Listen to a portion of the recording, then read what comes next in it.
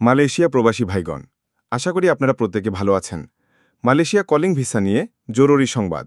মালয়েশিয়ায় প্রত্যাশীদের জন্য কড়া নির্দেশনা জারি। চলুন বিস্তারিত জেনে নেওয়া যায়।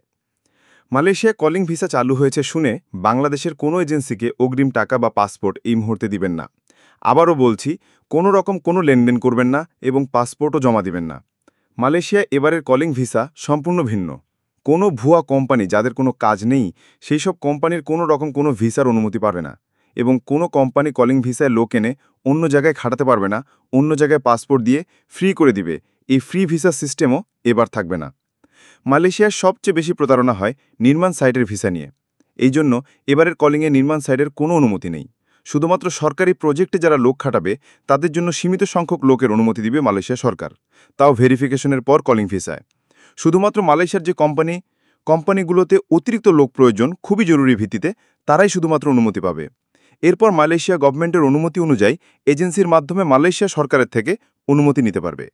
এরপর তাদের পছন্দ অনুযায়ী বাংলাদেশ সহ মালয়েশিয়া সোর্স কান্ট্রি থেকে লোক আনতে পারবে। 100-এর বেশি যে বিভিন্ন এজেন্সি আছে যাদেরকে মালয়েশিয়া তালিকাভুক্ত করেছে, তাদের মাধ্যমে প্রসেস করে আসতে পারবে। সিন্ডিকেটের নিয়ন্ত্রণ এখানে অনেক কম থাকবে।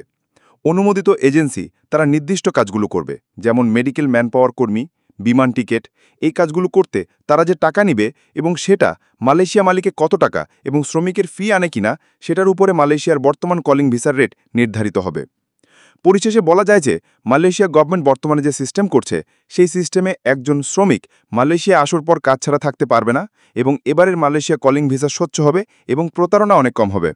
কলিং ভিসা মালয়েশিয়াতে সর্বমোট 2 লক্ষ লোক আসতে পারবে, এবং এর ভিতরে সবচেয়ে বেশি বাংলাদেশি আসতে পারবে এমনটাই মনে হচ্ছে। বাংলাদেশি প্রবাসে আসলে আমরা তাদেরকে সাধুবাদ জানাই। মালয়েশিয়ার বিভিন্ন জায়গায় কাজ আছে, যদি ভালো কোম্পানি পড়ে, যার রিজিক যেখানে আছে সে সেখানে কাজ করবে, এবং এই জন্য কোনো হিংসা নেই যে শুধুমাত্র মালয়েশিয়াতে বাংলাদেশি শ্রমিক কাজ করে না। পৃথিবীর বিভিন্ন প্রান্ত থেকে কিন্তু লক্ষ লক্ষ শ্রমিক মালয়েশিয়ায় কাজ করে। কোন কোন কোম্পানি কলিং ভিসার অনুমতি পাবে এবং কারা কারা লোক আনতে পারবে সেটা যোগাযোগ করতে হবে। আমরা চেষ্টা করব এ ব্যাপারে অফিসিয়াল আপডেট পাওয়া মাত্রই আপনাদের সাথে জানিয়ে দেওয়ার জন্য। আপাতত দয়া করে কোনো রকম কোনো লেনদেন কারো সাথে করবেন না। কোনো দালালের কাছে কোনোভাবেই আপনার পাসপোর্ট জমা দিবেন না। আমাদের মালয়েশিয়া প্রবাসী সকল ভাইদের সাথে এখনই শেয়ার করে সবাইকে গুরুত্বপূর্ণ খবরটি জানার সুযোগ করে দিন। আর আপনি যদি আমাদের এই চ্যানেল থাকেন, অবশ্যই আমাদের চ্যানেলটিকে সাবস্ক্রাইব করুন মালয়েশিয়া সকল গুরুত্বপূর্ণ খবরাখবর সবার আগে পাওয়ার জন্য। ধন্যবাদ সবাইকে। আমাদের সকল ভিডিও আপডেট সবার আগে পেতে আমাদের চ্যানেলটিকে সাবস্ক্রাইব করুন।